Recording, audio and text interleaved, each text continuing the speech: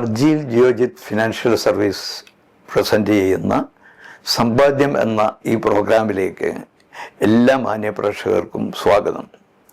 കഴിഞ്ഞ 2 എപ്പിസോഡുകളിൽ നമ്മൾ ഇതുമായി ബന്ധപ്പെട്ട് സംസാരിച്ചത് ഒന്ന് ഫിനാൻഷ്യൽ പ്ലാനിങ്, രണ്ടാമത് സാമ്പത്തിക അച്ചടക്കം, ഫിനാൻഷ്യൽ ഡിസിപ്ലിൻ എന്ന വിഷയമാണ്.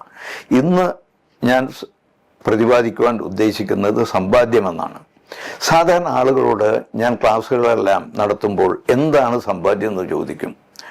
അത് ചോദിച്ചാൽ ഉടനെ ഉത്തരം പറയാം ചെലവ് കഴിച്ച് ബാക്കി വരുന്നത് എന്നാണ്. ഇൻസ്റ്റൻ്റായിട്ട് കിട്ടുന്ന ഉത്തരം അതാണ്. വീണ്ടും അവരോട് ചോദിക്കും, ഇതേ ചോദ്യം നിങ്ങളോടെല്ലാം ചോദിക്കുക, നിങ്ങൾ എത്ര പേർക്ക് ചെലവ് കഴിച്ച് ബാക്കി വരുന്നുണ്ട് എന്ന് ചോദിച്ചാൽ കൈ ഉയർത്താൻ പറഞ്ഞാൽ 5% പേർക്ക് പോലും ചെലവ് കഴിച്ച് ബാക്കി വരുന്നുണ്ടായിരിക്കില്ല. ഇതാണ് അവസ്ഥ. അതേ സമയത്ത് നമ്മൾ ആ ഒരു ആറ്റിറ്റ്യൂഡ് മാറ്റണം. നമ്മൾ സമ്പാദിക്കുന്നത് എന്തിനാണ് എന്ന് കഴിഞ്ഞ 2 എപ്പിസോഡിൽ നിങ്ങൾക്ക് ബോധ്യപ്പെട്ടിട്ടുണ്ടാവും. നമ്മൾ ജോലിയില്ലാത്തൊരു കാലം വരും. ആ കാലത്ത് ആ 60 വയസ്സിന് ശേഷമെല്ലാം 25-30 കൊല്ലമൊക്കെ ജീവിക്കേണ്ടി വരും. ആ ജീവിക്കുന്ന സമയത്ത് നമ്മുടെ നല്ല കാലത്ത്, നമ്മുടെ ഗോൾഡൻ ഇറ എന്ന് പറയുന്ന 25 മുതൽ 60 വയസ്സ് വരെയുള്ള കാലത്ത് നമുക്ക് നേടിയെടുക്കാൻ സാധിച്ചതുണ്ടല്ലോ, സമ്പാദിച്ചു വെച്ചതുണ്ടല്ലോ, അത് നിക്ഷേപമാക്കി മാറ്റി അതിൽ നിന്ന് വരുമാനം ഉണ്ടാക്കുവാനാണ് നമ്മൾ ശ്രമിക്കേണ്ടത്. അപ്പോൾ സമ്പാദിക്കണമെങ്കിൽ വളരെ ഈസി ആയിട്ടുള്ള ഫോർമുലയുണ്ട്.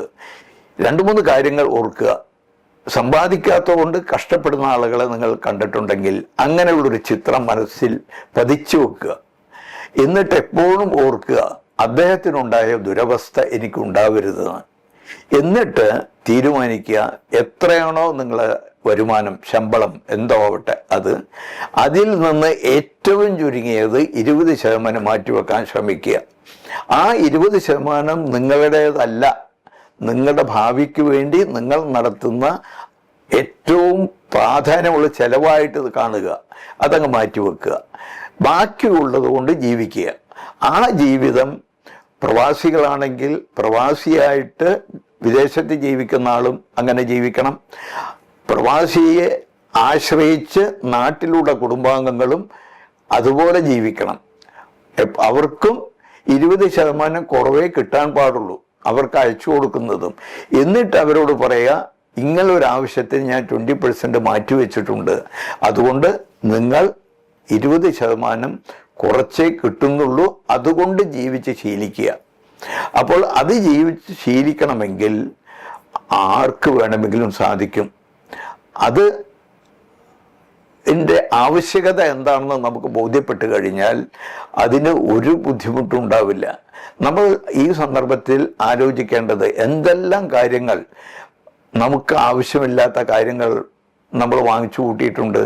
നമ്മുടെ വീടുകളിൽ എന്തെല്ലാം സാധനങ്ങൾ അത്യാവശ്യമാണെന്ന് തോന്നിയത് നമ്മൾ വാങ്ങിച്ചു വെച്ചിട്ടുണ്ട്.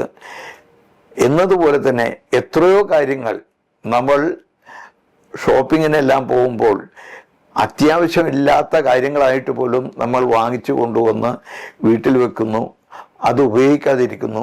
എത്രയോ വസ്ത്രങ്ങൾ നമ്മൾ വാങ്ങിച്ചത്, ഇഷ്ടപ്പെട്ടതാണെന്ന് പറഞ്ഞ് വാങ്ങിച്ചത് ഉപയോഗിക്കാതിരിക്കുന്നു. ഇങ്ങനെ ധാരാളം സംഭവിച്ചു പോകുന്നുണ്ട്. അപ്പോൾ അത്തരം കാര്യങ്ങൾ നമ്മൾ പ്രത്യേകം ശ്രദ്ധിക്കുക. അങ്ങനെ ശ്രദ്ധിച്ചു കഴിഞ്ഞാൽ എല്ലാവർക്കും സമ്പാദിക്കുവാൻ സാധിക്കും.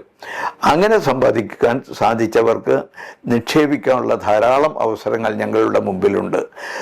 ആർക്ക് നിക്ഷേപിക്കേണ്ടതുണ്ടെങ്കിലും ഞങ്ങളെ ബന്ധപ്പെടുക. ഉദാഹരണമായിട്ട് ഞങ്ങൾ അടുത്ത് ആരംഭിച്ചിട്ടുള്ളത് ബർജീൽ ജിയോജിത് ഇന്ത്യ ഓപ്പർച്യൂണിറ്റീസ് ഫണ്ടാണ്. ഡോളർ ഡിനോമിനേറ്റഡ് ആണ്.